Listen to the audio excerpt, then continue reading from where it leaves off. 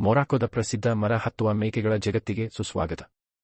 ಮುಖ್ಯವಾಗಿ ದೇಶದ ನೈಋತ್ಯ ಭಾಗಗಳಲ್ಲಿ ಮಾರ್ಕೆಟ್ ಮತ್ತು ಎಸ್ಸೌಯಿರಾ ನಡುವೆ ಕಂಡುಬರುವ ಈ ಮೇಕೆಗಳು ಹಣ್ಣುಗಳನ್ನು ಹುಡುಕುತ್ತಾ ಮುಳ್ಳಿನ ಅರ್ಗಾನ್ ಮರಗಳನ್ನು ಹತ್ತುವುದಕ್ಕೆ ಹೆಸರುವಾಸಿಯಾಗಿದೆ. ಈ ದೃಶ್ಯವು ತುಂಬಾ ಅವಾಸ್ತವಿಕವಾಗಿದ್ದು ಇದನ್ನು ಫೋಟೋಶಾಪ್ ಮಾಡಲಾಗಿದೆ ಎಂದು ಹಲವರು ಭಾವಿಸುತ್ತಾರೆ. ಆದರೆ ಇದು ನಿಜ. ಮತ್ತು ಕತೆ ಹೆಚ್ಚು ಆಳವಾಗಿ ಹೋಗುತ್ತದೆ. ಮೂಲತಃ ಮೇಕೆಗಳು ತಾವಾಗಿಯೇ ಮರಗಳನ್ನು ಹತ್ತುತ್ತಿದ್ದವು. ಅವು ಅರ್ಗಾನ್ ಹಣ್ಣಿನಿಂದ ಆಕರ್ಷಿತವಾದವು. ಅವು ಸಂಪೂರ್ಣವಾಗಿ ಇಷ್ಟಪಡುವ ಸಿಹಿ ತಿರುಳಿನ ತಿಂಡಿ.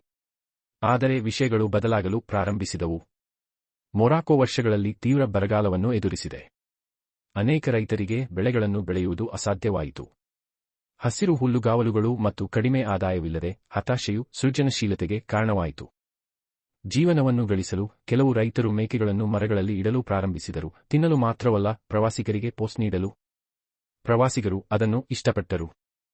ಸಲಹೆಗಳು ಬರಲು ಪ್ರಾರಂಭಿಸಿದವು. ಕ್ಯಾಮೆರಾಗಳು ಮಿನುಗಿದವು. ಇನ್ಸ್ಟಾಗ್ರಾಮ್ ಪೋಸ್ಟ್ಗಳು ವೈರಲ್ ಆದವು. ಮತ್ತು ರೈತರಿಗೆ ಅದು ಬದುಕುಳಿಯುವಿಕೆಯಾಗಿತು.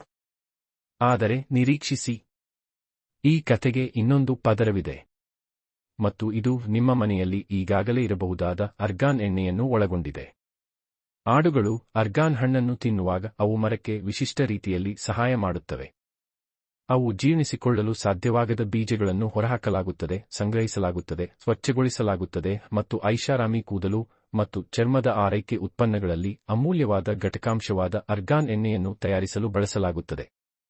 ಈ ಪ್ರಕ್ರಿಯೆಯು ವಿಚಿತ್ರವಾಗಿದ್ದರೂ ಮಹಿಳೆಯರ ಸಹಕಾರಿ ಸಂಸ್ಥೆಗಳನ್ನು ಬೆಂಬಲಿಸುತ್ತದೆ ಮತ್ತು ಗ್ರಾಮೀಣ ಪ್ರದೇಶಗಳಲ್ಲಿ ಉದ್ಯೋಗಗಳನ್ನು ಸೃಷ್ಟಿಸುತ್ತದೆ.